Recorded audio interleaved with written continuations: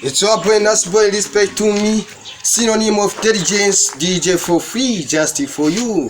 Today ni umwanya wa n'icyo twakita jokes. Mwari muzi ko FIFA ariwe ugutwara kuri moto yarangiza akakwikoreza umufuka w'amakara. Ikindi mutari muzi kuri FIFA iyo agiye kujya kuri moto kubera ko unari munini, moto aragenda akayicaraho yose akayizura. Noneho uyize umutwe wo kubatwara. Ngasigaye agafata ingobyi, agahita kubanza agahagarara gutya akagukubita mu mugongo, ubundi agafata injisho agajisha, yamara kujisha agahita ajya kuri moto agatwara. Noneho mashakisha wundi yigeze gutwara umuntu, arangije ava hariya mu mudugudu murahabona ajya Karubamba. Nuko karaza ageze mu gitembuzi, bitewe n'ukuntu aba yirukanka araza umugenzi amusigara mu gitembuzi.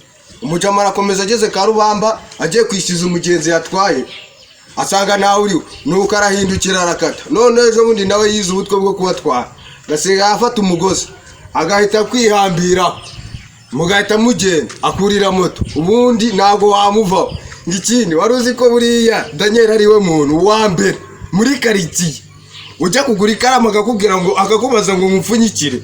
None mvuye kure ejo bundi nagiye kugurira amayinite, uzi ukuntu yasekeje, yari yifashe ndagenda ngo mvuye kendamo amayinite, ahita ambwira ngo gura envelope kwa Papa Fils mu nyumvire. Umugabo no tuzayikora. Noneho nije mu DJ wa mbere uguha indirimbo, narangiza namara kuguha indirimbo ngahita nkubaza niba hari umuguzi wo kwitwaramo. Je buriya ndarenze, nije mu DJ wa mbere hano, abandi ba DJ bose, ariko noneho nije wa mbere buriya ukubiye. Nije muntu wa mbere ushobora kugwa ifilimi itagira amajwi n'amashusho ukimbaza ngiyo ni filimi cyangwa ni comedy.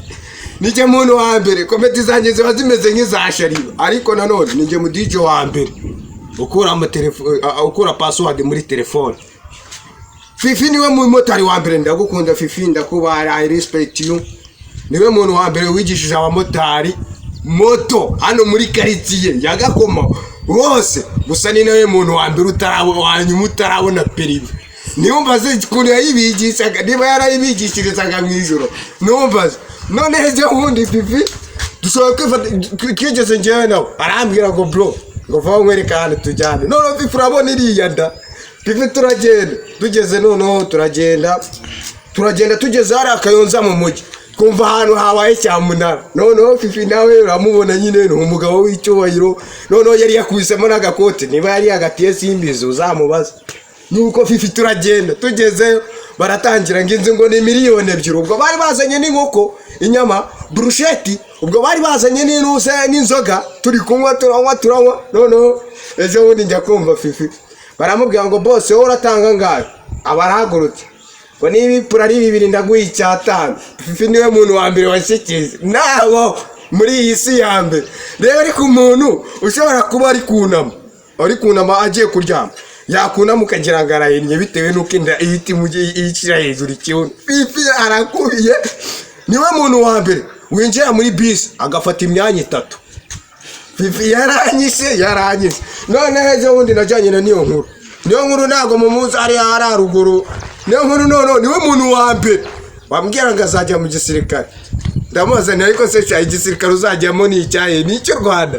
Niyo nkuru zikune yambwiye ngo nose Rwanda nirukenere ingabo zirwanira ku butaka. Ndibaza nawe ati reka we ntago uzajya kurwanira ku butaka, uzajya kurwanira munsi y'ubutaka. Buri ariko amabwiza ukuri DJ wanyu murajya ngo nashizemo amenyo, ni nanjye muntu wa mbere w'umukambwe ubaho. Gusa akaba ari nanjye muntu wa mbere w'umwana utaramera amenyo.